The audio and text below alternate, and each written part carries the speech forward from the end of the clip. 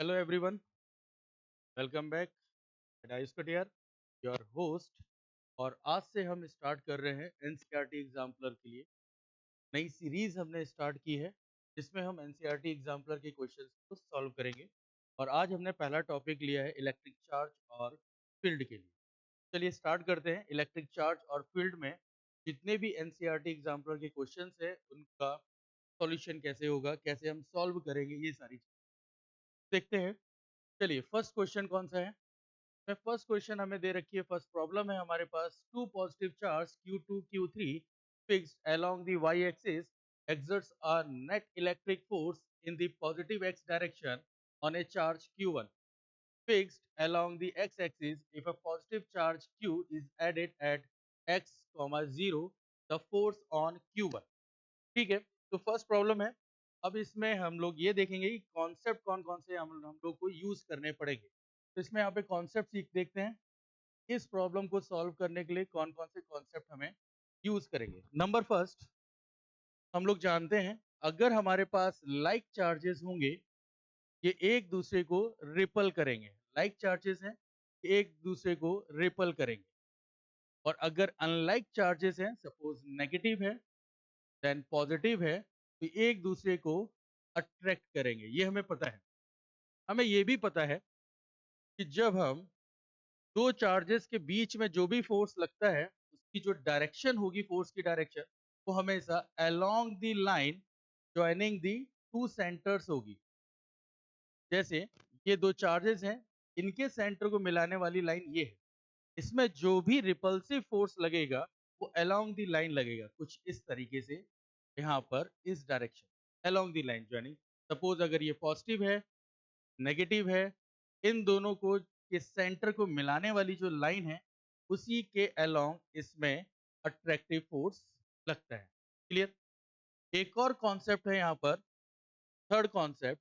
अगर more than two charges हो तो क्या होगा। मोर देन टू चार्जेस पे ध्यान देते हैं। अगर यहाँ पर हमारे पास एक चार्ज है पॉजिटिव, यहाँ पर भी पॉजिटिव चार्ज है, यहाँ पर भी पॉजिटिव चार्ज है, और इन दोनों चार्ज के कारण इस पे हमें नेट फोर्स अगर हमें फाइंड करना है, तो हमें यूज करना पड़ता है सुपरपोजिशन प्रिंसिपल को। देखिए, इस चार्ज के कारण इस पे जो रिपल्सिव फोर्स लगेगा उसकी डायरेक्शन यहाँ पर होगी। इस चार्ज के कारण इस पे जो रिपल्सिव फोर्स लगेगा उसकी डायरेक्शन यहाँ कहीं पे होगी। और अगर हम देखें, जो रिजल्टेंट फोर्स लगेगा, रिजल्टेंट फोर्स वो कुछ इन दोनों फोर्स के वेक्टर सम के इक्वल होगा। यही तो है हमारे पास कॉन्सेप्ट सुपरपोजिशन का। तो अब हमारे पास तीन कॉन्सेप्ट आए हैं, और अब हम इन तीन कॉन्सेप्ट का यूज करके इस प्रॉब्लम को सॉल्व करते हैं। देखते हैं प्रॉब्लम क्या कह रहा है।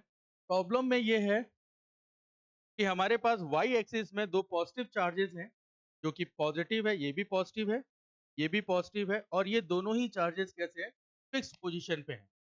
और इन दोनों चार्जेस के कारण इस Q1 पे जो फोर्स अप्लाई हो रहा है वो पॉजिटिव एक्स एक्सिस पे होगा। तो यहाँ पे दो पॉसिबिलिटीज हो सकती हैं कि ये जो Q1 है हमारे पास, ये पॉजिटिव भी हो सकता है और नेगेटिव भी हो सकता है। तो सपोज मानते हैं कि ये जो Q1 है वो अगर पॉजिटिव होगा, तो क्या होगा, ये भी पॉजिटिव Q2, Q1 भी पॉजिटिव, तो ये इसको रिपल करेगा कुछ इस डायरेक्शन पे। और Q3 भी पॉजिटिव है, Q1 भी पॉजिटिव है, तो ये भी रिपल करेगा इसको इस डायरेक्शन पे। तो नेट जो फोर्स लगेगा वो आपको मिलेगा यहाँ पर, जो कि नेगेटिव एक्स एक्सिस पे है, जो कि हमारे प्रॉब्लम के अगेंस्ट जा रहा है। और प्रॉब्लम पे हमारे पास ये दे रखा है कि जो भी फोर्स है कैसे लगेगा, पॉजिटिव एक्स एक्सिस। तो यहाँ पर एक दूसरी कंडीशन हम लोग देखते हैं कि सपोज मानिए कि जो Q1 चार्ज है वो कैसा हो, नेगेटिव हो। नेगेटिव अगर होता है तो क्या होगा, ये जो Q2 है Q1 को अट्रैक्ट करेगा अलोंग दिस लाइन, ये हो जाएगा फोर्स F1। और ये Q3 जो है ये भी Q1 को अट्रैक्ट करेगा अलोंग दिस लाइन, ये हो जाएगा हमारे पास F2। और दोनों का जो रिजल्टेंट मिलेगा वो किसके अलोंग मिलेगा, पॉजिटिव F डायरेक्शन के अलोंग पे हमें मिलता है। तो यहाँ से हम ये चीज तो कंक्लूड कर चुके हैं कि जो नेगेटिव Q1, जो आपके पास Q1 चार्ज होगा वो कैसा होगा, नेगेटिव होगा। क्लियर। जिसमें नेट जो फोर्स लगेगा वो किस डायरेक्शन पे होगा, पॉजिटिव एक्स एक्सिस पे लग रहा है। अब सेकंड पॉइंट उन्होंने ये बोला है कि Q is added at x0 the force on Q1। तो हमने यहाँ पे देख चुके हैं कि इन दोनों चार्जेस के कारण जो Q1 पे जो फोर्स है वो किस डायरेक्शन पर है, नेट एक्स एक्सिस पे है।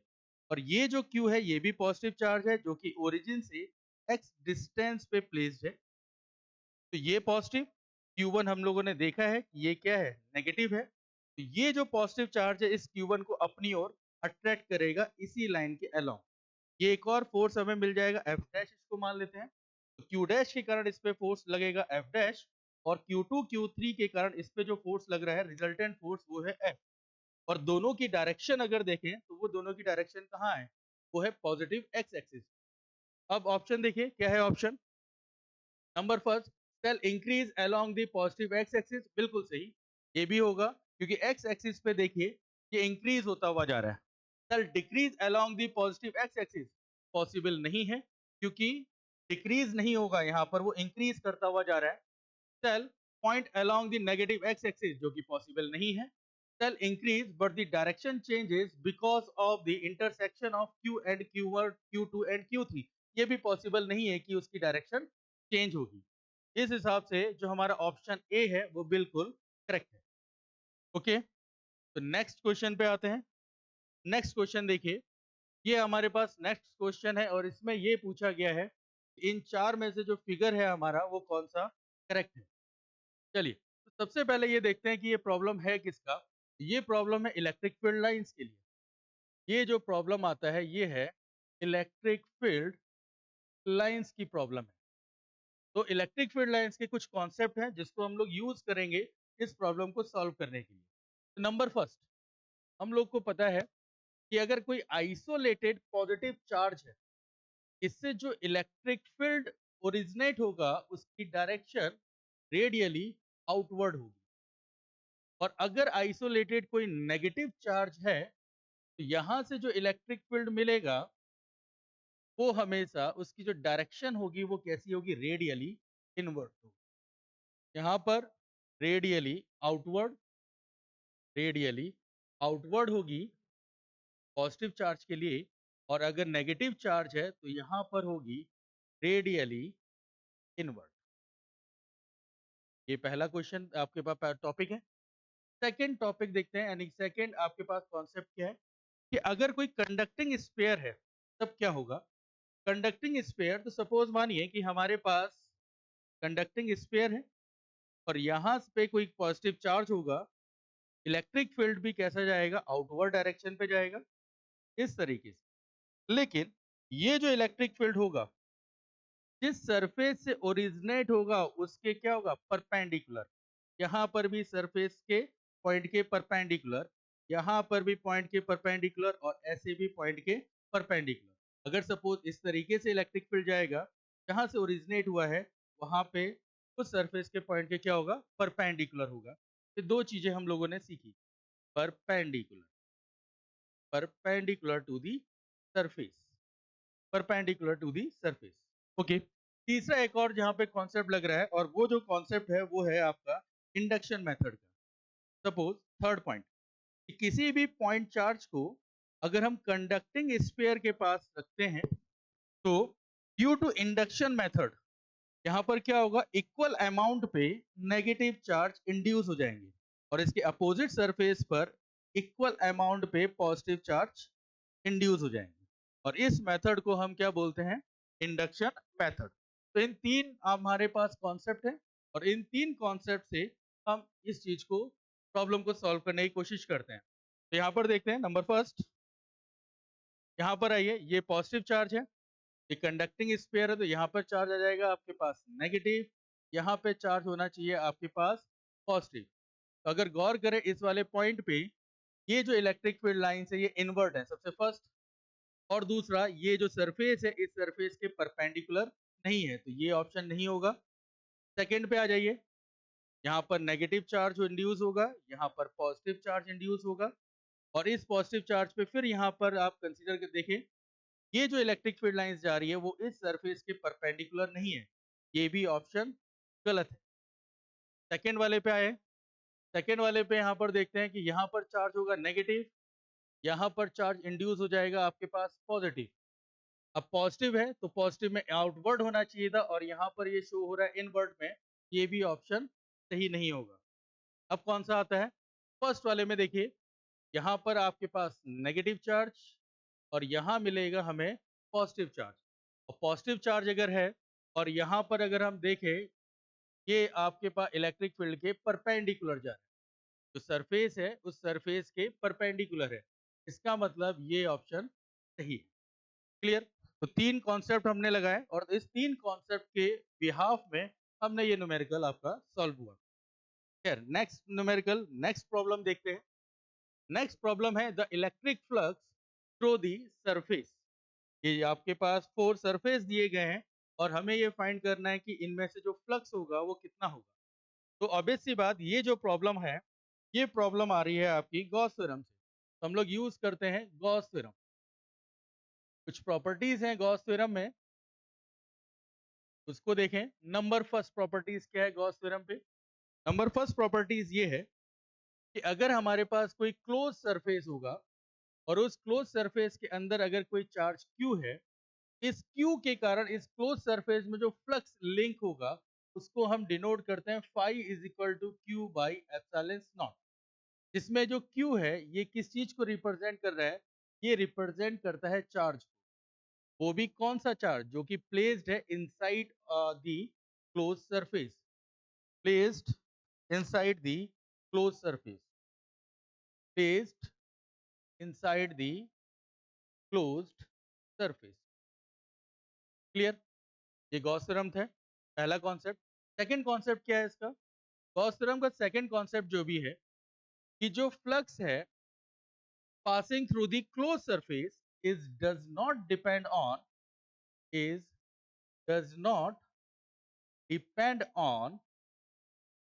not depend on any shape and size, any shape and size of closed surface, of closed surface पे डिपेंड नहीं करता है। एग्जाम्पल पे, अगर आपका सरफेस आपका सर्कल हो, आपके लिए क्यूब सर्कल हो, क्यूब हो, ट्रायंगुलर हो, हेक्सागोनल हो, किसी भी तरीके का अगर सरफेस है और सब में चार्ज इनसाइड पे अगर क्यू चार्ज रखा है, तो सबसे जो भी फ्लक्स निकलेगा वो फ्लक्स की वैल्यू सेम होगी और वो होगी क्यू अपॉन एप्सिलॉन नॉट। ये है सेकंड इसका जो कॉन्सेप्ट है। अब इन दो कॉन्सेप्ट को यूज करते हैं और इस प्रॉब्लम को सॉल्व करते हैं जिसमें हमने लिखा है electric flux through the surface. आप चारों डायग्राम में देखें यहाँ भी चार्ज प्लस क्यू है, यहाँ भी चार्ज प्लस क्यू है, इनसाइड पे प्लस क्यू चार्ज, इनसाइड पे प्लस क्यू चार्ज। यहाँ से जो फ्लक्स होगा phi one is equal to होगा क्यू बाई एप्सिलॉन नॉट। यहाँ से भी जो फ्लक्स निकलेगा फाई टू, उसकी वैल्यू भी होगी क्यू बाई एप्सिलॉन नॉट। यहाँ से जो भी फ्लक्स निकलेगा फाई थ्री, कैलकुलेट करेंगे क्यू बाई एप्सिलॉन नॉट। इस वाले फिगर से जो फ्लक्स कैलकुलेट होगा वो होगा Q by epsilon not. Position से कोई भी यहाँ पर प्रॉब्लम नहीं है, पोजीशन कहीं पे भी हो सकता है।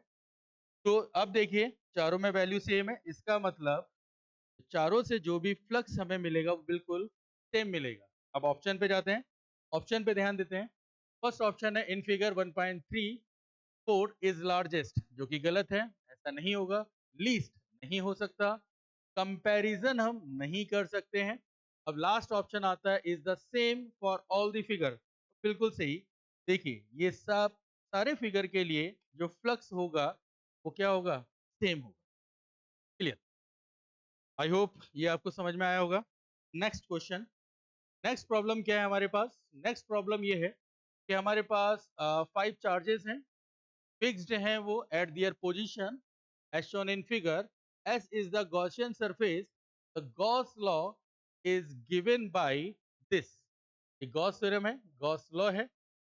which of the following statement is correct? तो अब हमें देखना है कि जो भी हमें कंडीशन दी है वो कौन सा अप्लाई होगा या ओबे करेगा इस कंडीशन को।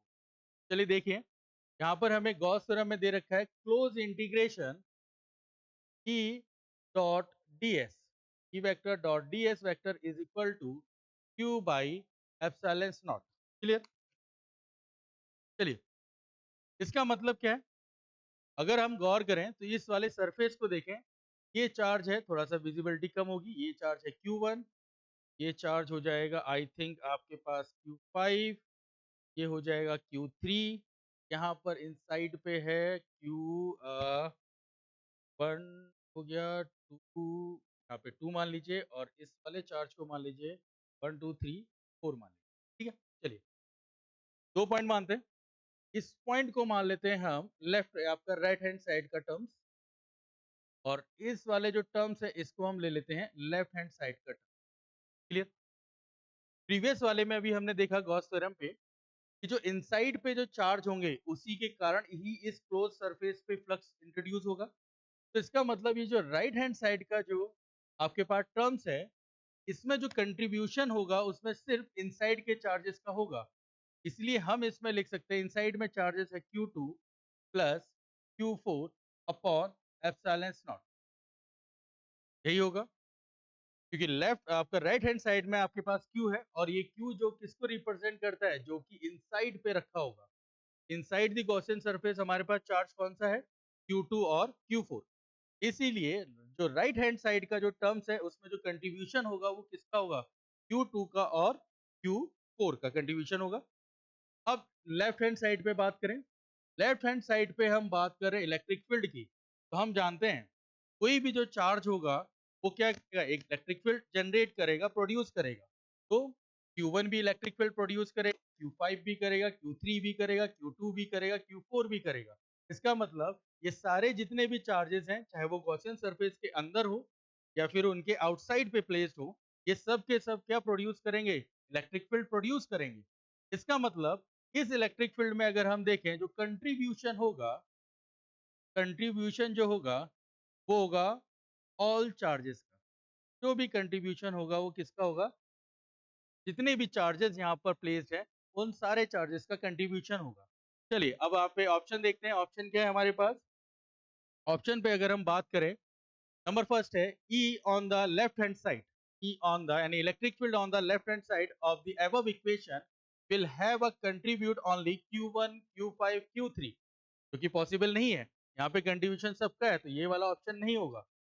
E on the left hand side of the above equation will have a contribution from all the charges, while Q on the right hand side will have a contribution from Q2 and Q4। बिल्कुल ठीक, यही तो होगा।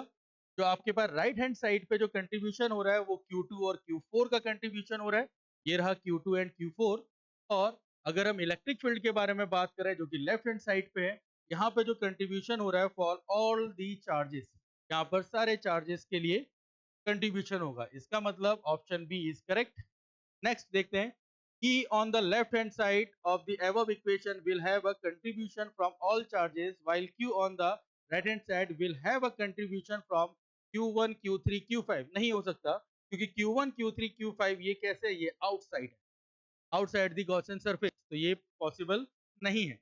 इसी तरीके से last जो option है, both E on the left hand side and Q on the right hand side will have contribution from Q2 and Q4 only, ये भी पॉसिबल नहीं होगा।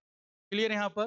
तो यहाँ पर जो ऑप्शन आएगा वो कौन सा करेक्ट है, बी ऑप्शन करेक्ट है। इसका मतलब इलेक्ट्रिक फील्ड के लिए सारे चार्जेस कंट्रीब्यूशन करेंगे, और सिर्फ अगर हम फ्लक्स पे बात करें तो फ्लक्स में जो कि इनसाइड पे प्लेस्ड होंगे, गॉसियन सरफेस के इनसाइड पे जो प्लेस्ड होंगे सिर्फ वही चार्ज कंट्रीब्यूट करेंगे। क्लियर है यहाँ पर? नेक्स्ट स्लाइड, नेक्स्ट क्वेश्चन हम देखते हैं। ये है हमारे पास next question, shows electric field lines in which an electric dipole P is placed as shown, which of the following statement is correct। ये हमारे पास इलेक्ट्रिक फील्ड का एक पैटर्न दिया गया है और जिसमें हमने डाइपोल प्लेस किया गया है, और हमसे ये पूछा गया है कि इनमें से कौन सी करेक्ट है। उससे पहले यहाँ के भी कुछ कॉन्सेप्ट देख लेते हैं। कॉन्सेप्ट क्या है कि जो इलेक्ट्रिक फील्ड है वो मेनली टू टाइप्स में बिहेव करती है। नंबर फर्स्ट, अगर electric field lines equally spaced हैं, दोनों के यानी कि जितने भी इलेक्ट्रिक फील्ड लाइंस हैं इनके बीच का जो स्पेस है इक्वल है, इस टाइप के इलेक्ट्रिक फील्ड को हम कहते हैं uniform electric field. Uniform electric field. इसका मतलब क्या है यूनिफॉर्म इलेक्ट्रिक फील्ड का?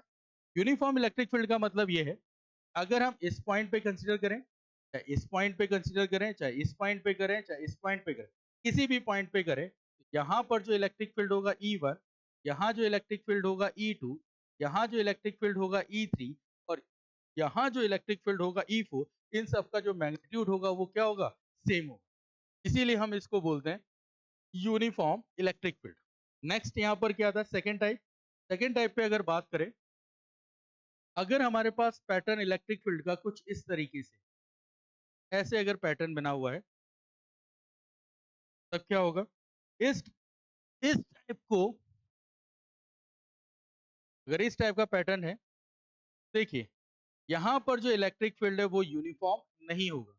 इसको बोला जाता है non uniform electric, non uniform electric field. क्यों? क्योंकि यहाँ पर अगर हम किसी पॉइंट पे कंसीडर करें, सपोज इस पॉइंट पे कंसीडर करें या यहाँ पे कंसीडर करें या यहाँ पे कंसीडर करें, तो तीनों ही पॉइंट पे जो इलेक्ट्रिक फील्ड की जो वैल्यू मिलेगी वो हमें अलग अलग मिलेगी। अब कहाँ पर ज्यादा है वैल्यू, कहाँ पर कम वैल्यू होगी, ये कैसे पता चलेगा? तो देखिए जहां पर भी डेंसिटी, यहाँ पर देखिए डेंसिटी के टर्म्स पे हम बात करेंगे, जहां पर भी डेंसिटी कम होगी वहां पर इलेक्ट्रिक फील्ड मैक्सिमम होगा, और यहाँ पर देखिए डेंसिटी ज्यादा है, सॉरी गलत हो गया, डेंसिटी जहां पर भी ज्यादा होगी यही होगा डेंसिटी। चलिए देखिए, यहाँ पर डेंसिटी हमारे पास क्या है? मैक्सिमम है, तो वहां पर इलेक्ट्रिक फील्ड भी क्या होगा? मैक्सिमम होगा। और जहां पर डेंसिटी की वैल्यू कम है वहां पर इलेक्ट्रिक फील्ड कम होगा, कम होगा, इलेक्ट्रिक फील्ड कम होगा, लेस होगा जहां पर डेंसिटी कम है। क्लियर यहाँ पर? तो अगर हम यहाँ पर देखें फर्स्ट पॉइंट और यहाँ पर कंसीडर करें सेकंड पॉइंट, तो ऑब्वियस सी बात है फर्स्ट पॉइंट पे इलेक्ट्रिक फील्ड ज्यादा होगा और सेकंड पॉइंट पे इलेक्ट्रिक फील्ड की वैल्यू कम होगी। क्लियर? अब एक और कॉन्सेप्ट आता है जो हमने देखा है कि अगर इलेक्ट्रिक फील्ड की लाइन कुछ इस तरीके से हो, ये इलेक्ट्रिक फील्ड लाइन है जो कि लेफ्ट टू राइट जा रही है, और इस लेफ्ट टू राइट पे सपोज मानिए यहाँ पे कोई पॉजिटिव चार्ज हमने रख दिया है, तो इस पे जो फोर्स लगेगा किस डायरेक्शन पे लगेगा? Along the electric field. F is equal to Q E, यही तो होता है formula, F is equal to Q E. और अगर यहाँ पे कोई नेगेटिव चार्ज प्लेस कर दें, इस पे जो फोर्स लगेगा वो कहाँ लगेगा? Opposite direction of electric field. F vector is equal to minus Q E, या क्यू ई आप यहाँ पर जो भी दें। क्लियर? यहाँ पर ये तीन कॉन्सेप्ट, ये दो कॉन्सेप्ट हैं जहां से हम इस प्रॉब्लम को सॉल्व करने की कोशिश करेंगे। चलिए करते हैं प्रॉब्लम को सॉल्व इन दो कॉन्सेप्ट का यूज करके। तो देखिए यूनिफॉर्म आपके पास कैसा दिखाई दे रहा है इलेक्ट्रिक फील्ड? ये electric field non uniform, non uniform है। क्यों नॉन यूनिफॉर्म है? क्योंकि जो इलेक्ट्रिक फील्ड लाइंस के बीच की जो स्पेसिंग है वो क्या है? डिफरेंट है। क्लियर? तो इसका मतलब यहाँ पे इलेक्ट्रिक फील्ड की वैल्यू चेंज होगी। इस पॉइंट को अगर हम मान लेते हैं नंबर फर्स्ट, इस पॉइंट को हम मान लेते हैं नंबर सेकेंड। डाइपोल है, इलेक्ट्रिक फील्ड जो फर्स्ट पॉइंट पे होगा, यहाँ का जो इलेक्ट्रिक फील्ड की वैल्यू है या मैग्नीट्यूड है वो ऑब्वियस सी बात 2 से ज्यादा होगी। अब नेगेटिव चार्ज है, इलेक्ट्रिक फील्ड की डायरेक्शन ये इस डायरेक्शन पे जा रहा है, मतलब लेफ्ट टू राइट।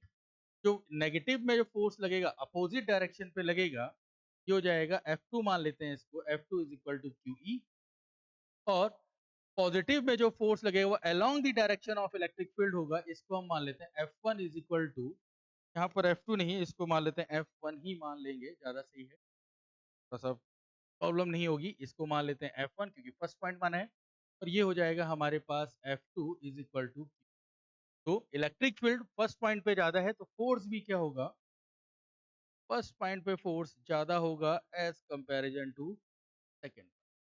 और जब फोर्स ज्यादा होगा डाइपोल पे, लेफ्ट हैंड साइड पे जब ज्यादा होगा, तो ऑब्वियस सी बात है ये डाइपोल कहाँ मूव करेगा? लेफ्ट हैंड साइड पे मूव करता हुआ चला जाए। क्लियर? ऑप्शन देखते हैं। The dipole will have experience any force, will not experience any force. ऐसा नहीं हो सकता क्योंकि नेट फोर्स जीरो नहीं है, क्योंकि F1 is greater than F2। The dipole will experience a force towards right, मतलब ये डाइपोल राइट डायरेक्शन पे जाएगा, पॉसिबल नहीं है।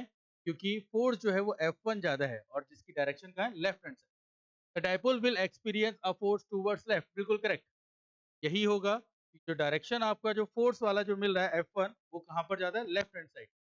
The dipole will experience a force upward direction, जो कि पॉसिबल नहीं होगा। क्लियर यहाँ पर? तो यहाँ पर हमने ये चीज देखी कि दो कॉन्सेप्ट हमारे पास है कि यूनिफॉर्म इलेक्ट्रिक फील्ड और नॉन यूनिफॉर्म इलेक्ट्रिक फील्ड का कॉन्सेप्ट यूज हुआ है, और चार्ज को जब हम इलेक्ट्रिक फील्ड में प्लेस करते हैं तो उसमें जो फोर्स की डायरेक्शन कैसी होगी, ये इस वाले कॉन्सेप्ट का हम लोगों ने यूज किया है और ये प्रॉब्लम सॉल्व हुआ।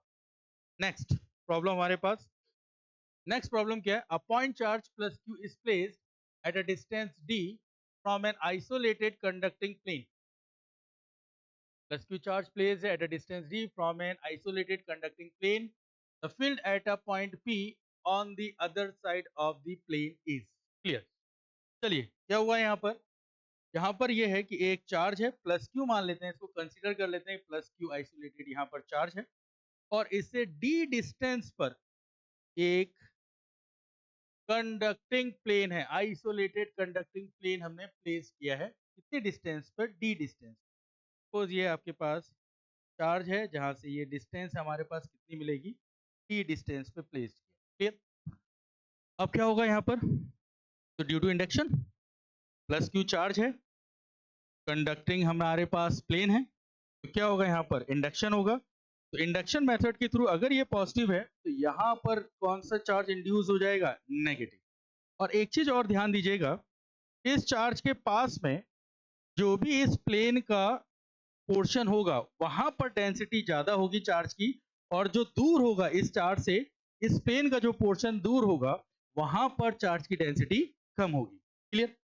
और जितना चार्ज यहां इंड्यूस हुआ है उतना ही चार्ज इसके अपोजिट राइट हैंड साइड पे लगेगा, लेकिन वो कौन सा होगा? पॉजिटिव होगा, अपोजिट नेचर का चार्ज इंड्यूस होगा।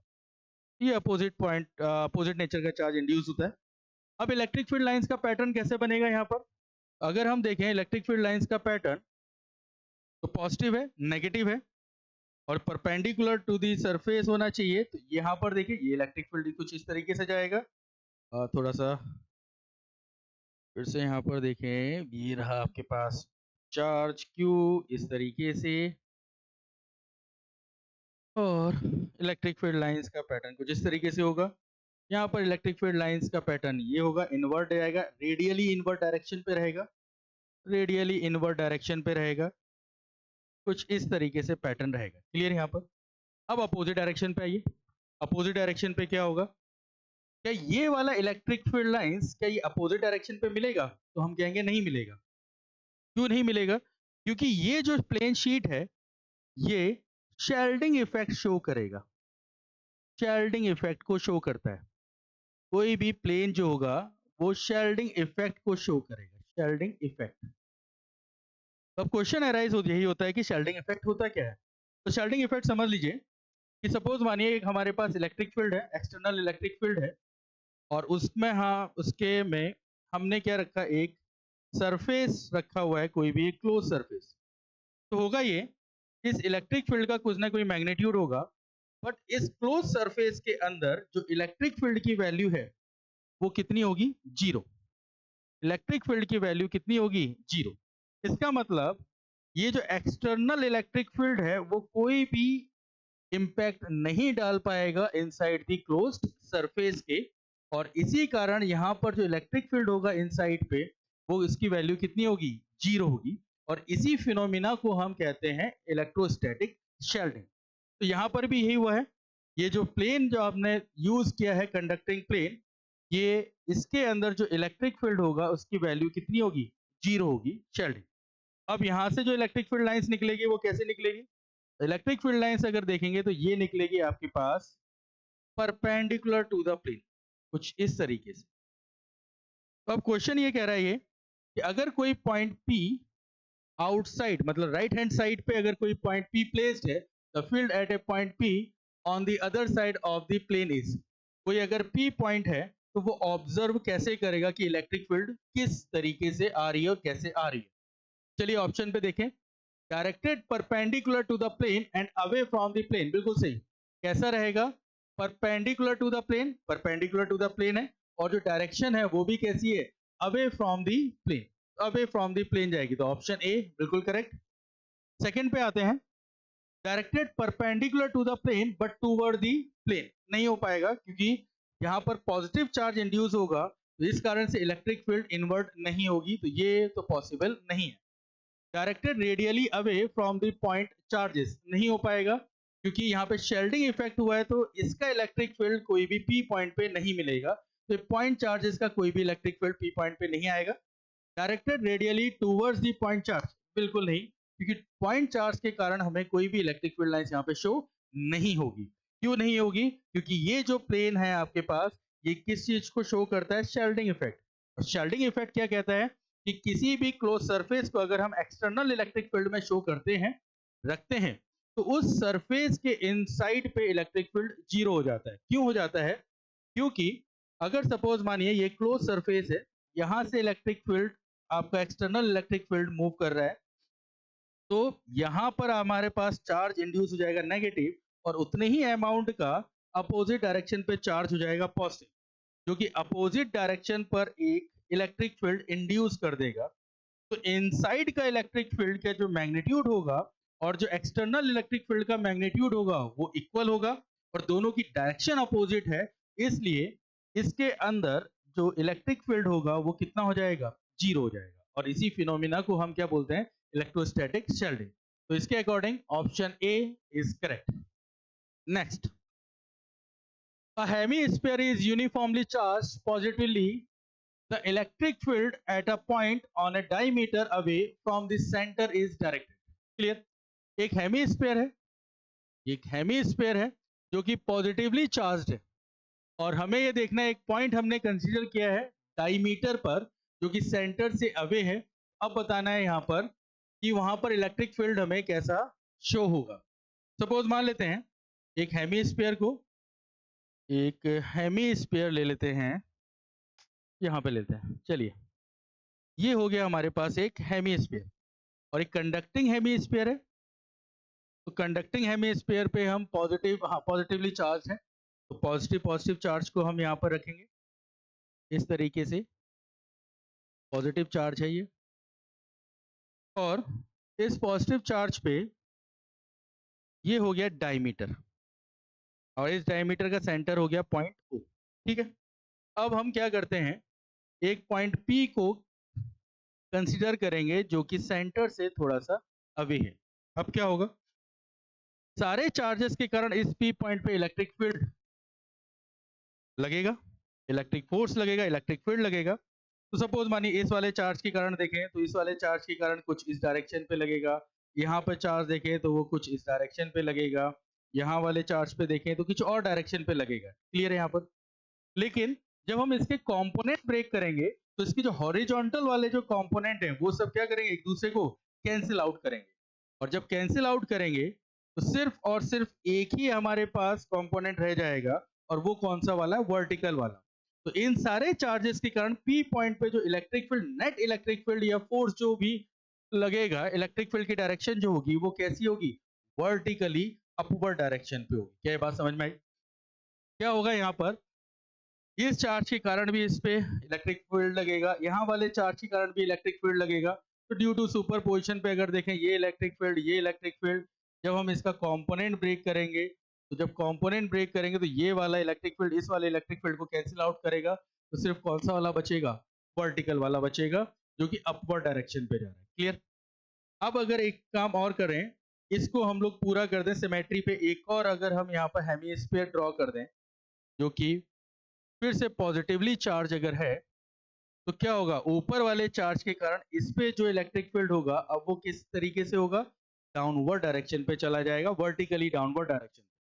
तो हम ये कह सकते हैं कि इन दोनों कंडीशन को अगर हम देखें तो जो इलेक्ट्रिक फील्ड होगा एट पी पॉइंट वो कितना हो जाएगा, जीरो हो जाएगा। क्लियर है? अब ऑप्शन पे ध्यान देते हैं, ऑप्शन कौन कौन से हो सकते हैं, जो भी गिवन है option, perpendicular to the diameter, option A है perpendicular to the diameter, parallel to the diameter. देखिए अब सेकंड पे देखें, पैरेलल टू द डायमीटर, तो इलेक्ट्रिक फील्ड अगर हम देखें तो पैरेलल टू द डायमीटर नहीं है, ये पॉसिबल नहीं है। At an angle tilt toward the diameter, possible नहीं है। At an angle tilt away from the diameter, ये भी पॉसिबल नहीं है। और फर्स्ट पे आ जाइए, परपेंडिकुलर टू द डायमीटर। तो देखिए जो भी इलेक्ट्रिक फील्ड है वो परपेंडिकुलर है टू द डायमीटर। तो इसका मतलब यहाँ इस वाले प्रॉब्लम के लिए जो ऑप्शन नंबर ए है जो कि परपेंडिकुलर टू द डायमीटर है वो करेक्ट। क्लियर? नेक्स्ट प्रॉब्लम पे आते हैं। नेक्स्ट प्रॉब्लम आपके पास है, फिर से गॉस थ्योरम से प्रॉब्लम आया हुआ है कि closed integration E dot D S equal to zero over a surface then. इसका मतलब ये है कि अगर हम इलेक्ट्रिक फील्ड को सरफेस के साथ, पूरे सरफेस के साथ अगर हम इंटीग्रल करते हैं तो उसकी वैल्यू कितनी होनी चाहिए? जीरो होनी चाहिए। तो किस चीज को ओबे करेगा या कौन सी चीज सेटिस्फाई होगी वो देखते हैं। पहले इसी चीज को फिर से और ज्यादा समझने की कोशिश करते हैं कि closed integration E dot T S is equal to यहाँ पर जीरो है। According to the Gauss theorem इसको हम ये भी लिख सकते हैं क्यू इनसाइड अपॉन में कितना हो जाएगा? Epsilon not. अब जीरो है तो यहाँ पर दो कंडीशन हो सकती है। पहली कंडीशन तो ये भी हो सकती है कि जो क्लोज सरफेस है उसके अंदर चार्ज ही ना हो, उसके अंदर चार्ज ही ना हो। कहां पर चार्ज हो? बाहर साइड में, आउटसाइड पे चार्ज रखे हो लेकिन इनसाइड पे कोई चार्ज नहीं है। तो इस क्लोज सरफेस से जो भी फ्लक्स होगा उसकी वैल्यू कितनी हो जाएगी? जीरो हो जाएगी। ये फर्स्ट कंडीशन है, ये भी हो सकता है। सेकंड कंडीशन पे पहुंचते हैं। सेकंड कंडीशन ये भी हो सकता है कि चार्ज हो, इनसाइड पे प्लेस्ड हो, लेकिन यहाँ पर दो अलग अलग पोलरिटी के इक्वल मैग्नीट्यूड के चार्ज भी हो सकते हैं, जिससे ये दोनों एक दूसरे को कैंसिल आउट करेंगे, plus Q minus Q upon epsilon not, और वैल्यू कितनी हो जानी चाहिए? जीरो। ये दोनों हमारे पास हो सकते हैं। मतलब इनसाइड पे चार्ज अगर है तो दोनों का इक्वल मैग्नीट्यूड होगा, पोलरिटी अपोजिट होगी। और ये भी हो सकता है कि इनसाइड पे चार्ज ना हो, सिर्फ और सिर्फ कहां पर हो? आउटसाइड पे चार्ज। तो अब इन्हीं दो कंडीशन को देखते हुए ऑप्शन देखते हैं। The electric field inside the surface and on it is zero. यहाँ पर फर्स्ट वाले में ये कहा है कि इलेक्ट्रिक फील्ड जो है वो इनसाइड पे और सरफेस पे जीरो हो, जो कि पॉसिबल नहीं है, तो ये तो कैंसिल हो गया। The electric field inside the surface is necessarily uniform. नहीं कह सकते कि इनसाइड पे चार्जेस हैं लेकिन वो यूनिफॉर्म इलेक्ट्रिक फील्ड प्रोड्यूस करेंगे, ये हम नहीं कह सकते हैं। तो ये भी हमारे पास ऑप्शन नहीं बनता है। The number of flux lines entering the surface must be equal to the number of flux lines leaving it. हाँ, ये पॉसिबिलिटी है, हो सकती है कि किसी क्लोज सरफेस से जितनी इलेक्ट्रिक फील्ड लाइंस इंटर करे उतने ही अगर इलेक्ट्रिक फील्ड लाइंस लीव करते हैं तो यहाँ पे जो टोटल फ्लक्स आएगा उसकी वैल्यू कितनी होगी? जीरो। पॉसिबिलिटी बन सकती है। Next, all charges must necessary be outside the surface. ये रहा हमारे पास पहला वाली कंडीशन जो हमने कहा था कि इनसाइड पे कोई चार्ज नहीं होगा, आउटसाइड पे चार्जेस हो सकते हैं। तो ये भी पॉसिबिलिटी बन सकती है कि all charges must necessary be outside the surface. But अगर एनसीईआरटी के बिहाफ में अगर हम लोग बात करें पॉइंट ऑफ व्यू से, तो उनके लिए ऑप्शन डी इज करेक्ट। तो थोड़ा कंफ्यूजिंग वाला ये प्रॉब्लम है, यहाँ पर दोनों भी हो सकते हैं, लेकिन इन दोनों में जो सबसे सही जो है एक्यूरेसी जिसमें शो हो रही है वो है option number D. Clear? Next, next slide है ये। Next question, next problem. The electric field at a point is. Electric field at a point is, कोई एक पॉइंट हमने कंसीडर किया है, वहां पर इलेक्ट्रिक फील्ड कैसा होगा? अब जरा यहाँ पर देखिए ऑप्शन के अकॉर्डिंग थोड़ा सा इसको सॉल्व करने की कोशिश करते हैं। देखिए यहाँ पर एक लाइन है कंटिन्यूअस, कंटिन्यूअस, डिसकंटिन्यूअस, डिसकंटिन्यूअस। तो कॉन्सेप्ट यहाँ पर हम लोग यूज करेंगे कौन सा वाला? कंटिन्यूअस और डिसकंटिन्यूअस वाला कॉन्सेप्ट यूज करेंगे। और कंटिन्यूअस डिसकंटिन्यूअस का जो कॉन्सेप्ट है उसमें दो बातें हैं सिर्फ, और वो कौन सी बात है वो समझ लीजिए। देखिए अगर आपके पास कोई भी पॉइंट चार्ज है, प्लस क्यू मान लेते हैं, इमेजिन करते हैं प्रॉब्लम को, प्लस क्यू चार्ज है, तो इसके कारण जो इलेक्ट्रिक फील्ड जाएगा वो कैसा जाएगा? रेडियली आउटवर्ड जाएगा।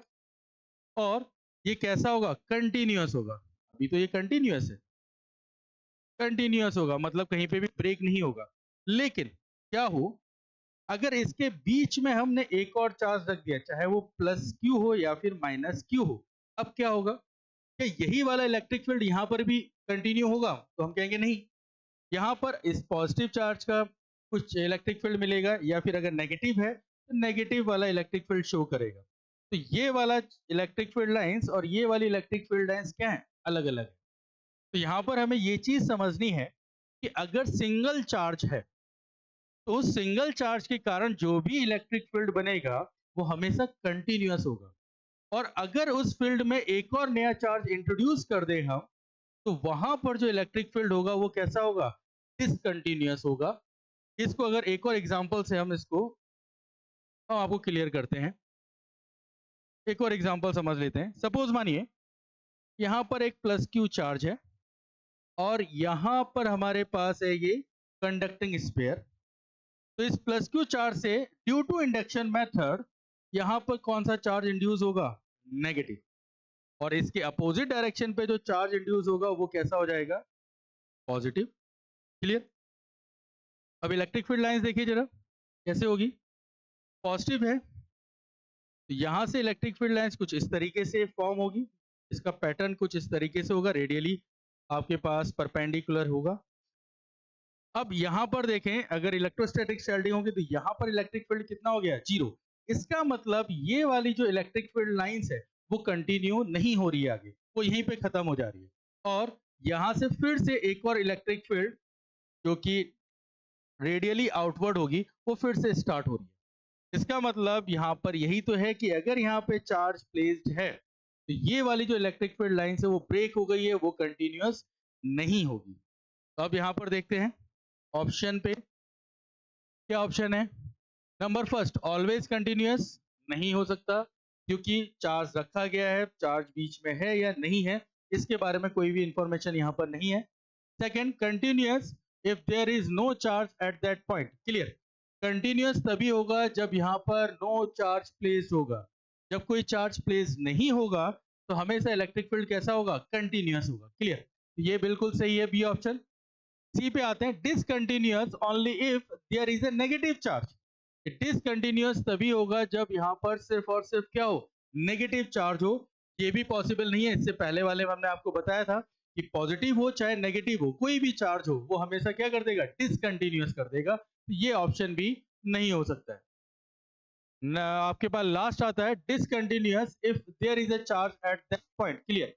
डिसकंटिन्यूअस तभी हो सकता है जब वहां पर क्या मिले, हमें एक चार्ज इंट्रोड्यूस हो जाए, जो कि अभी हम बता रहे थे। तो इसका मतलब यहाँ पर ऑप्शन मिलता है बी और डी, दोनों ही यहाँ पे क्या होंगे, करेक्ट होंगे। क्लियर। चलिए नेक्स्ट स्लाइड पे पहुंचते हैं, नेक्स्ट प्रॉब्लम पे बात करते हैं। नेक्स्ट प्रॉब्लम क्या है हमारे पास, if there were only one type of charge in the universe then. अगर पूरे यूनिवर्स में सिर्फ और सिर्फ कौन सा चार्ज हो, एक ही चार्ज हो, और कंसीडर कर लेते हैं कि वो चार्ज जो है वो पॉजिटिव चार्ज है, पूरे यूनिवर्स में सिर्फ एक चार्ज है, और मान लेते हैं कि वो कौन सा चार्ज है, पॉजिटिव चार्ज है। तो अब क्या होगा, अगर पॉजिटिव चार्ज है तो जितना भी इलेक्ट्रिक फील्ड होगा वो कैसा होगा, रेडियली आउटवर्ड होगा। ये रहा आपके पास positive charge, radially outward. Clear. अब हमें क्या करना है, अब हमें ऑप्शन देखने हैं ऑप्शन के अकॉर्डिंग। लेकिन एक बात और समझ लेते हैं कि अगर सपोज मानिए यहां कहीं पर अगर हमने क्लोज सरफेस रखा तो क्या होगा। तो क्लोज सरफेस अगर रखते हैं तो यहां से हम क्या फ्लक्स को कैलकुलेट कर सकते हैं। इसका फ्लक्स हो जाएगा आपके पास close integration surface E dot D S vector, ही तो होगा। कैलकुलेट कर सकते हैं कि यहाँ पर इस पॉइंट पे ये है इलेक्ट्रिक फील्ड की डायरेक्शन, और इसी पॉइंट पे जो एरिया वेक्टर मिल रहा है एन कैप, यहाँ से हम इसको कैलकुलेट कर सकते हैं। ठीक है। वैल्यू कितनी आएगी हमें देखना पड़ेगा। अगर ये सिंगल चार्ज जो है वो क्लोज सरफेस के आउटसाइड है तो वैल्यू हो जाएगी, अगर आउटसाइड अगर प्लेस्ड है तो फ्लक्स की वैल्यू हो जाएगी जीरो। और अगर यही क्लोज जो चार्ज है वो क्लोज सरफेस के इनसाइड पे है, इनसाइड पे अगर प्लेस्ड है तो वहां पर फ्लक्स हो जाएगा is not equal to zero. ये प्रॉब्लम के कुछ सॉल्यूशन हमारे पास हैं। चलिए इसके अकॉर्डिंग सॉल्व करते हैं। Number first, E dot D S is not equal to zero on any surface. Possible नहीं हो सकता, क्यों, क्योंकि यहाँ पर ये बताया ही नहीं गया है कि चार्ज इनसाइड है या फिर आउटसाइड पे है। क्लियर। तो इसको अभी हम कंसीडर नहीं कर सकते। Second, E dot D S equal to zero if the charge is, अब यहाँ पर देखिए पोजीशन बता दी गई है चार्ज की, और चार्ज कैसा है, आउटसाइड पे प्लेस्ड है। E dot ds equal to 0 if the charge is outside the surface, बिल्कुल सही, आउटसाइड द सरफेस पे अगर चार्ज होगा तो वहां पर जो फ्लक्स होगा क्लोज सरफेस से वो कितना होगा, 0 होगा। सी है E dot ds could not be defined, ये भी पॉसिबल नहीं है, क्योंकि देखिए अभी हमने इसको डिफाइन किया है। हम फाइंड कर सकते हैं कि क्लोज सरफेस से इलेक्ट्रिक फील्ड या फ्लक्स कितना होगा। D E dot ds is equal to q by epsilon naught if the charge of magnitude q were inside the, फिर से देखिए पोजीशन कंसीडर कर दी गई है और पोजीशन पे इसने कहा है कि जो चार्ज है वो कहाँ रखा है, positive charge inside the close surface पे रखा है, तो फ्लक्स यहाँ पर नॉन जीरो होगा और किसके इक्वल होगा, q बाई एप्सिलॉन नॉट के इक्वल होगा। तो ऑब्वियस सी बात यहाँ पर ऑप्शन मिलता है हमारे पास डी, जो कि हमारे जो भी कॉन्सेप्ट है उसको फुलफिल करता है। ठीक, बढ़िया। तो ये रहा हमारे पास का ऑप्शन कि 1.80 यूनिवर्स में अगर कोई एक चार्ज है जिसे हमने पॉजिटिव चार्ज माना है सिर्फ, तो उसके कारण दो चीजें हमारे पास मिलती हैं, एक हो गया P और एक हो जाएगा हमारे पास D। तो यहाँ पर आंसर है P एंड D। P है हमारे पास जब वो आउटसाइड हो और D है हमारे पास जब वो इनसाइड हो। क्लियर। नेक्स्ट न्यूमेरिकल देखिए, नेक्स्ट प्रॉब्लम हमारे पास क्या है, consider a region inside which there are various type of charges but the total charge is 0 at point outside the region, क्या होगा। चलिए पहले इस प्रॉब्लम को देखते हैं कि यहाँ पर क्या है कहानी। यहाँ पर उन्होंने कहा कि एक क्लोज्ड सरफेस है मान लेते हैं, और क्लोज्ड सरफेस पर various type of charges placed हैं और जिनका टोटल अगर हम सम करें अलजेब्रिक सम तो उसकी वैल्यू कितनी आ रही है, 0। इसका मतलब यह है कि अगर यहाँ पे पॉजिटिव का Q1 चार्ज होगा तो यहाँ पर नेगेटिव का Q1 भी चार्ज होगा, मैग्नीट्यूड सेम होगा, पोलैरिटी अलग अलग होगी, तभी दोनों एक दूसरे को कैंसिल आउट करेंगे, तभी इन दोनों का अलजेब्रिक सम 0 होगा। इसी तरीके से अगर हम कहें इनसाइड पे अगर Q2 चार्ज है तो माइनस का Q2 चार्ज भी तो होगा, अगर प्लस का Q3 चार्ज है तो माइनस का Q3 चार्ज भी तो इसके अंदर होगा, तभी तो नेट जो होगा अलजेब्रिक सम वो किसके इक्वल होगा, 0 के इक्वल होगा। क्लियर। और ये भी हो सकता है, पॉसिबिलिटी है कि इसके आउटसाइड में भी आपको कोई ना कोई चार्ज मिल जाए, Q2 Q3 कुछ इस तरीके से। अब कंसीडर क्या करना है, at point outside the region, outside the region, ये रहा आपके पास कोई पॉइंट P जो कि आउटसाइड द रीजन। ऑप्शन देखते हैं, the electric field is necessary 0, नहीं हो सकता, क्यों, क्योंकि यहाँ पर जो जो चार्ज का जो कंट्रीब्यूशन है या फिर जिसको चार्ज का जो प्लेसमेंट है वो जरूरी नहीं है कि वो सिमेट्रिकल हो, वो अनसिमेट्रिकल भी हो सकता है, वो कहीं पे भी हो सकता है। और जब सारे चार्जेस के कारण जो इलेक्ट्रिक फील्ड जो हमें मिलेगा उसका अगर हम वेक्टर सम करें तो वो जरूरी नहीं है कि वो 0 हो जाए। क्लियर। तो ये पहला वाला तो आपका ऑप्शन नहीं हो सकता कि इलेक्ट्रिक फील्ड इज नेसेसरी 0। बात समझ में आ गई कि जितने भी चार्जेस हैं इनके कारण जो भी इलेक्ट्रिक फील्ड प्रोड्यूस या इंड्यूस होगा उनका जब हम अलजेब्रिक सम करेंगे तो वो नेसेसरी नहीं है कि वो 0 ही हो। ठीक है, तो फर्स्ट ऑप्शन नहीं होगा। सेकंड देखिए, the electric field is due to the dipole moment of the charges distribution only. इसका मतलब जो भी इलेक्ट्रिक फील्ड होगा वो सिर्फ और सिर्फ किसके कारण होगा, डाइपोल मोमेंट के कारण होगा। इसको भी प्रॉब्लम को भी देखते हैं। देखिए जब हमारे पास दो इक्वल और अपोजिट चार्जेस है, इन दोनों को जब हम मिलाएंगे इस तरीके से तो क्या फॉर्म होगा, ये फॉर्म होगा डाइपोल, ये डाइपोल फॉर्म होगा। और डाइपोल अगर फॉर्म होगा तो हमें यहाँ पर डाइपोल मोमेंट भी मिलेगा, डाइपोल फॉर्म होगा तो हमें यहाँ पर डाइपोल मोमेंट भी मिलेगा। क्लियर। वेक्टर क्वांटिटी है P वेक्टर। क्लियर। अब जितना भी इलेक्ट्रिक फील्ड है क्या सिर्फ इनसाइड वाले चार्जेस के कारण है या सिर्फ डाइपोल के कारण है, तो हम नहीं कह सकते। क्यों, क्योंकि आउटसाइड में भी तो चार्जेस है हमारे पास, ये भी तो इलेक्ट्रिक फील्ड प्रोड्यूस करेगा, ये भी तो इलेक्ट्रिक फील्ड प्रोड्यूस करेगा, ये भी तो इलेक्ट्रिक फील्ड प्रोड्यूस करेगा, और ये कोई डाइपोल तो फॉर्म नहीं कर रहे। तो इसका मतलब सिर्फ इलेक्ट्रिक फील्ड सिर्फ और सिर्फ डाइपोल मूवमेंट के कारण हो, ये पॉसिबल नहीं है। क्लियर। सी आते हैं, the dominant electric field is directly proportional to 1 upon r cube for large r where r is the distance from our origin in this region। इस वाले को और जरा क्लियरिटी में समझना पड़ेगा ये क्या कह रहा है।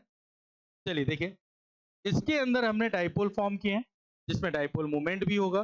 सबको ऐड करते हैं अगर डाइपोल मोमेंट को, डाइपोल ये हो जाएगा p1 vector plus p2 vector plus p3 vector, सबको ऐड करें ये बन जाएगा समेशन ऑफ p नेट, यही तो मिलेगा। और वेक्टर क्वांटिटी है, जब सबको हम ऐड करेंगे तो एक डिफाइनाइट हमें डायरेक्शन मिलेगी। जब अगर हमारे पास डिफाइनाइट डायरेक्शन मिलती है एक डाइपोल की, सपोज मान लीजिए इस तरीके से एक डिफाइनाइट डायरेक्शन मिल गई, ये डायरेक्शन मिल जाती है पी नेट।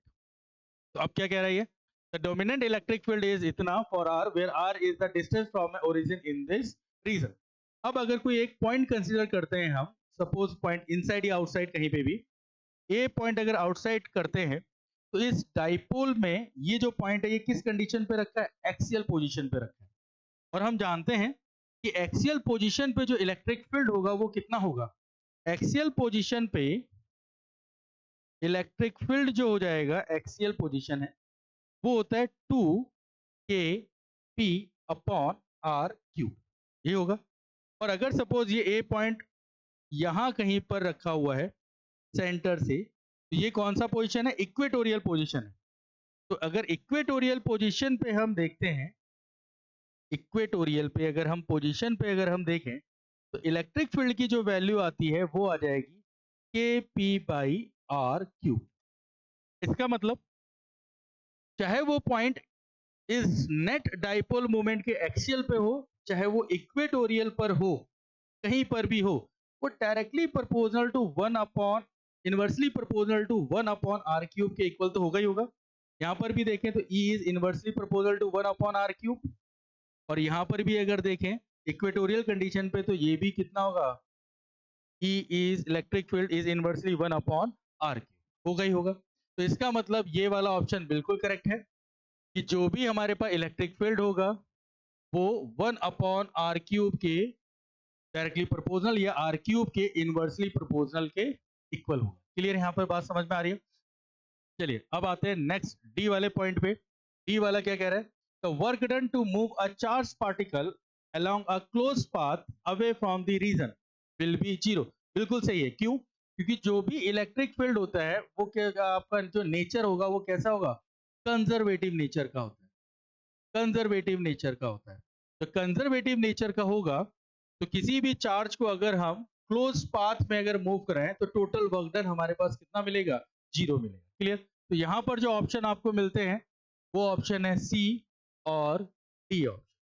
क्लियर, चलिए नेक्स्ट क्वेश्चन पे आते हैं। नेक्स्ट क्वेश्चन क्या कह रहा है, refer to the arrangement of charges in figure 1.6 and a Gaussian surface of radius r with q at the center, then ये फिगर है हमारे पास, यहां पर ये जो वैल्यू है ये वैल्यू r है। क्लियर, अब जरा देखते हैं, यहाँ पर ये गॉसियन सरफेस है जिसके सेंटर पे चार्ज q दे रखा है और सेंटर से r/2 डिस्टेंस पे एक और नया चार्ज है -2q, और सरफेस से r डिस्टेंस पे जो चार्ज दे रखा है वो है पॉजिटिव का 5q। क्लियर, तो इस गॉसियन सरफेस से जो फ्लक्स होगा वो कितना निकलेगा, according to the Gaussian surface phi is equal to plus q minus 2q upon epsilon naught, जिसकी वैल्यू हो जाएगी -q upon epsilon naught. Clear, तो इस गॉसियन सरफेस से जो फ्लक्स कैलकुलेट होगा या फ्लक्स जो भी लिंक होगा उसकी वैल्यू होगी -q अपॉन एप्सिलॉन नॉट। ठीक, तो यहां पर देखते हैं first option, total flux through the surface of the sphere is, ध्यान से सुनिए, total flux through the surface of the sphere is कितना होगा, -q बाई एप्सिलॉन नॉट, जो कि हम कैलकुलेट किया हुआ है। ये इसका मतलब ये ऑप्शन बिल्कुल सही है। सेकेंड ऑप्शन आता है, field on the surface of the sphere is -q upon 4 pi epsilon naught r square, जो कि सही नहीं है। क्यों सही नहीं है वो भी समझते हैं। ये किसके कारण होता है, ये जो इक्वेशन आती है वो तब आएगी जब हमारे पास जो चार्ज प्लेस्ड हो वो कहां पर प्लेस्ड हो, सेंटर पे प्लेस्ड हो। तब हमारे पास जो सरफेस पे अगर हम बात करें सरफेस के किसी भी पॉइंट पे, तो इलेक्ट्रिक फील्ड की जो इक्वेशन आएगी वो ये आएगी। जबकि यहाँ ऐसा नहीं है, यहाँ पर ये क्यू चार्ज भी है, -2 क्यू चार्ज भी है, और बाहर कितना रखा है, 5 क्यू चार्ज। अगर हम कंसीडर करते हैं इस पॉइंट पे सरफेस पे, तो ये 5 क्यू चार्ज भी इसमें कंट्रीब्यूट करेगा, ये +Q चार्ज भी इसी में कंट्रीब्यूशन शो करेगा, और -2Q चार्ज भी कंट्रीब्यूशन करेगा। तो तीनों चार्ज जब इस पॉइंट पे कंट्रीब्यूट करेंगे तो ये इक्वेशन नहीं आएगी। क्लियर? तो सेकंड वाला ऑप्शन नहीं हो सकता। सी पॉइंट देखिए, flux through the surface of sphere due to 5Q is 0। बिल्कुल सही है। क्यों? क्योंकि जो 5Q कहां पर प्लेस्ड है, आउटसाइड पे प्लेस्ड है, और गॉसियन सरफेस के आउटसाइड पे अगर कोई फ्लक्स, कोई भी चार्ज अगर प्लेस्ड होगा तो उसे हम कंसीडर नहीं करेंगे। तो इस 5Q के कारण इस क्लोज सरफेस से जो फ्लक्स होगा उसकी वैल्यू कितनी होगी, 0 होगी। ये ऑप्शन भी सही, बिल्कुल सही है। सेकेंड लास्ट जो ऑप्शन है वो है, field on the surface of sphere due to -2Q is same everywhere. मतलब अगर हम देखें, इसको हटाएं यहां से, चलिए, कि -2Q के कारण, ये तो कह रहा है -2Q के कारण सरफेस ऑफ स्फीयर पर जो भी इलेक्ट्रिक फील्ड होगा वो इक्वल होगा। मतलब अगर यहां पर हम पोजीशन देखें, यहां पोजीशन देखें, यहां पोजीशन देखें, यहां पर अगर पोजीशन देखें, ये गलत हो रहा है।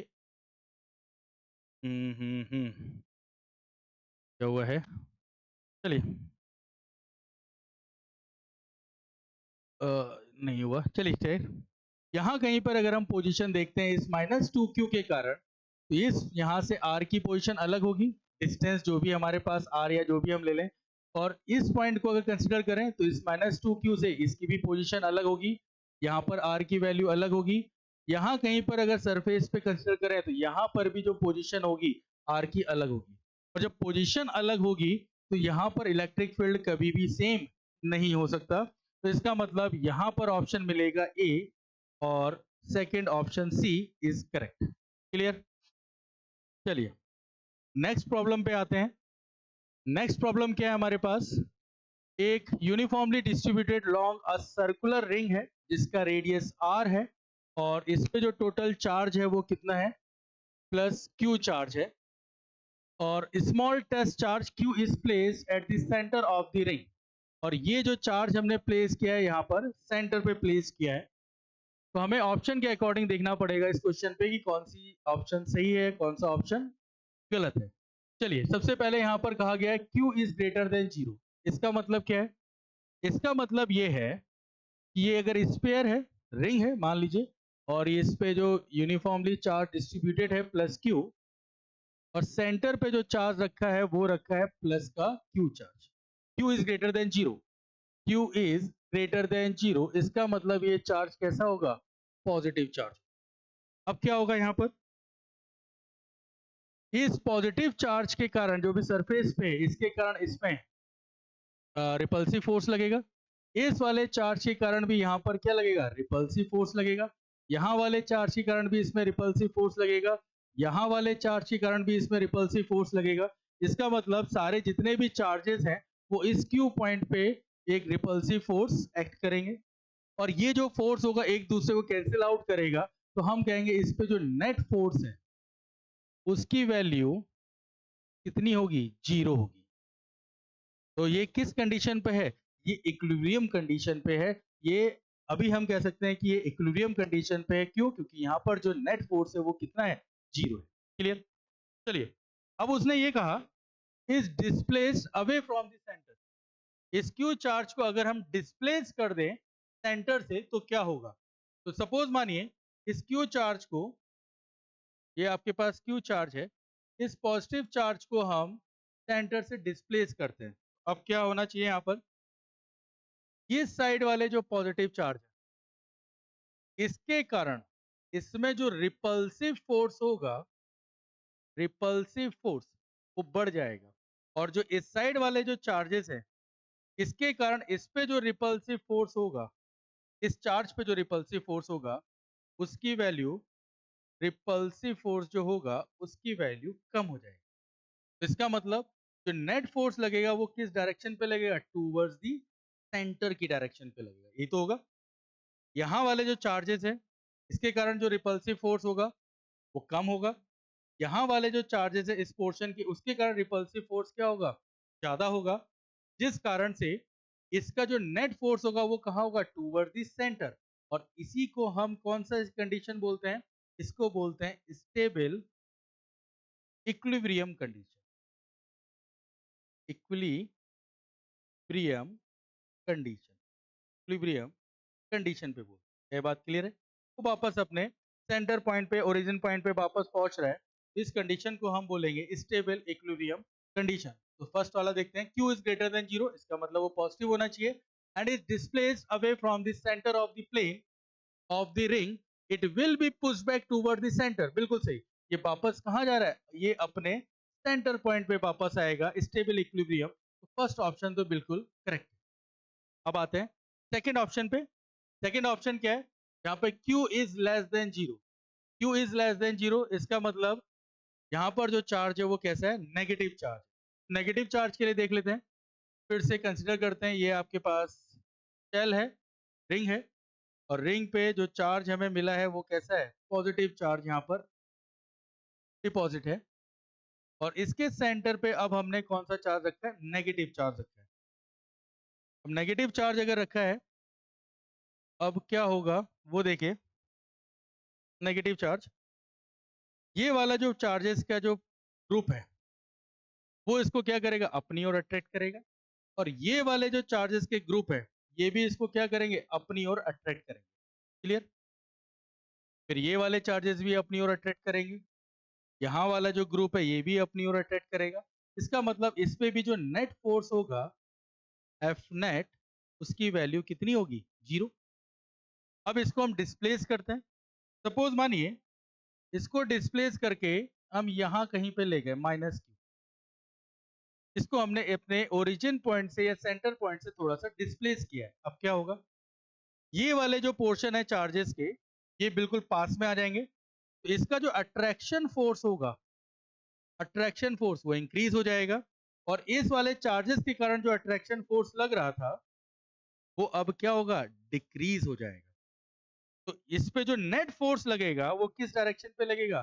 जहां पर अट्रैक्शन फोर्स ज्यादा है इसी डायरेक्शन पे तो लगेगा। जब अट्रैक्शन फोर्स इसी डायरेक्शन पे लगेगा, ये चार्ज क्या अपने ओरिजिन पे या सेंटर पॉइंट पे आएगा? तो हम कहेंगे नहीं आएगा। ये कहाँ चला जाएगा? ये इस सेल की वॉल के साथ जाकर के कोलाइड हो जाएगा, हिट कर लेगा। सेकेंड ऑप्शन यहाँ पर क्या है? Q इज लेस देन 0, जबकि नेगेटिव होगा। And is displaced away from the centre, कर दिया उसको हमने displaced. It will never return to the centre, बिल्कुल सही। ये कभी भी अपने सेंटर पे वापस नहीं आएगा। And will continuous moving till hit the ring. ये कहाँ जाएगा? ये रिंग के सरफेस से जाकर के कोलाइड कर देगा, वहां पर हिट कर देगा। तो ये भी ऑप्शन हमारा बिल्कुल सही। थर्ड ऑप्शन पे आता है C option, Q is less than 0। It means again हमने नेगेटिव चार्ज के बारे में बात की है। नेगेटिव चार्ज के बारे में बात कर रहे हैं। It will perform SHM for small displacement along the axis.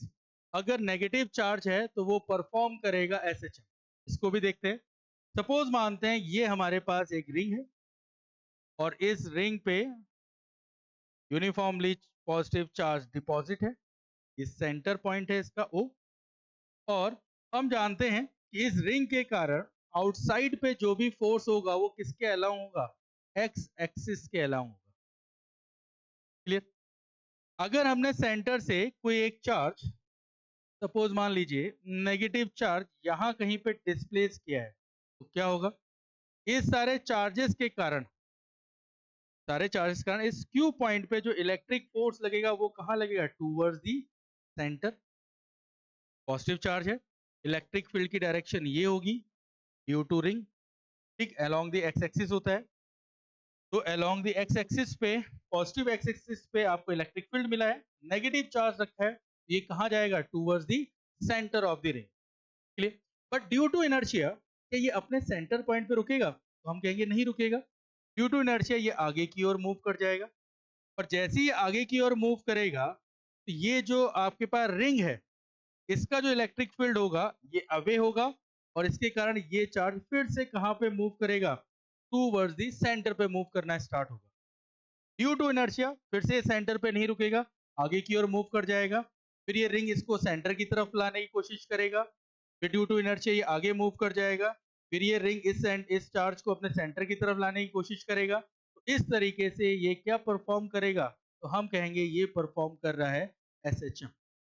इसका मतलब ऑप्शन सी जो है बिल्कुल करेक्ट है कि अगर नेगेटिव चार्ज को हम इसके सेंटर पॉइंट से थोड़ा सा भी डिस्प्लेस कर दे तो ये कौन सा परफॉर्म करेगा, सिंपल हार्मोनिक मोशन को परफॉर्म करेगा। लास्ट आता है D, at the q at the center of the ring is in an unstable equilibrium within the plane of the ring for q is greater than 0।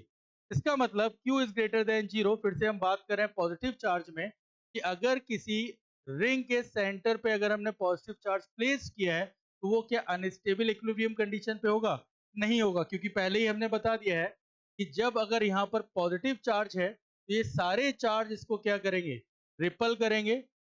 इस direction पे ripple होगा, इस direction पे repulsion force, इस direction पे repulsion force, इस direction पे repulsion force, जिसके कारण यहाँ पर जो एफ नेट होगा उसकी वैल्यू कितनी होगी, 0, जो कि इक्विलिब्रियम कंडीशन को शो करता है। क्लियर? तो इसका मतलब ये डी वाला ऑप्शन गलत होगा। तो यहाँ पर option A, option B and option C तीनों ही तीनों सही। क्लियर हुआ? तो इस तरीके से ये आपका फर्स्ट पार्ट था एनसीईआरटी एग्जाम्पलर के कुछ क्वेश्चन को। आई होप आपको समझ में आए होंगे। जल्द आएंगे नेक्स्ट सीरीज पे नेक्स्ट टॉपिक लेकर के एनसीईआरटी एग्जाम्पलर के क्वेश्चंस को। तब तक के लिए थैंक यू।